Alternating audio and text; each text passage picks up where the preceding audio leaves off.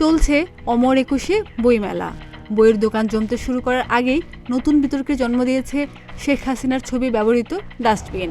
একুশে গ্রন্থমেলার শুরুর প্রথম দিনই পাঠক ও দর্শনার্থীদের নজরে এসেছে বিষয়টি। এবারের বইমেলায় ডাস্টবিন স্থাপন করেছে বৈষম্য বিরোধী ছাত্র আন্দোলন। সেই ডাস্টবিনে লাগানো হয়েছে ঢাকা বিশ্ববিদ্যালয়ের টিএসসি সংলগ্ন মেট্রো রেলের পিলারে সাবেক প্রধানমন্ত্রী শেখ হাসিনার ঘৃণাস্তম্ভের ছবি। এ নিয়ে সামাজিক যোগাযোগ মাধ্যম থেকে শুরু করে সমাজের সুধী শ্রেণী ও রাজনৈতিক মহলে চলছে ঘোর সমালোচনা। সেই দ্বন্দ্বের আগুনে যেন ঘি ঢালল শনিবার প্রধান উপদেষ্টার প্রেস সচিব শফিকুল আলমের পোস্ট। নিজের ভেরিফাইড ফেসবুক পেজে 5টি ছবি পোস্ট করেছেন তিনি, যার একটি ছবিতে দেখা যায় শেখ হাসিনা ডাস্টবিনে ময়লা ফেলছেন প্রধান উপদেষ্টার প্রেস সচিব। পোস্টার ক্যাপশনে লিখেছেন, শনিবার বাংলা একাডেমিতে 21শে বইমেলার প্রথম দিনে বিনে জঞ্জাল নিক্ষেপ।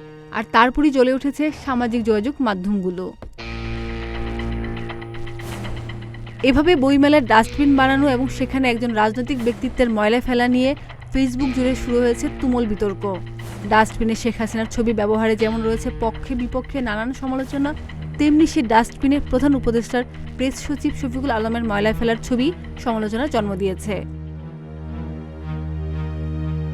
প্রধান উপদেষ্টার প্রেস সচিব শফিকুল আলমের সেই ছবি শেয়ার করে ফেসবুকে অনেকেই তাদের মতামত জানান। একজন ফেসবুক ব্যবহারকারী বলেন, এই ধরনের পলিটিক্যাল ইনকারেক্ট ছবি মানুষকে শক্তি দেয়। যে ব্যক্তি 2000 মানুষকে খুনের নেতৃত্ব দিতে পারে তাকে এই ধরনের সরল সহজ সামাজিক অগ্রহণযোগ্যতা প্রকাশ করা হচ্ছে সর্বনিম্ন প্রতিবাদ। এইটারে ডিহিউম্যানাইজেশন প্রক্রিয়া বলে। আরেক ফেসবুক ব্যবহারকারী মাসুদ রানা বলেন, আগামী শাসকদের গভীরভাবে মনে রাখা উচিত এই নিদর্শন। তবে অনেকেই নেতিবাচক মন্তব্য করেছেন।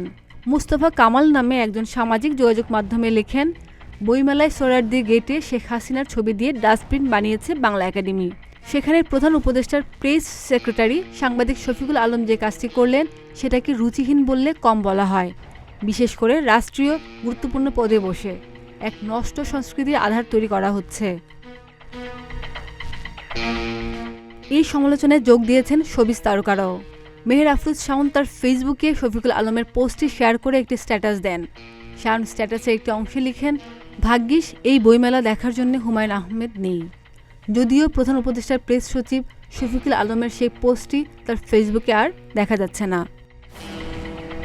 খাদিজা নিপা, প্রতিদিনের বাংলাদেশ।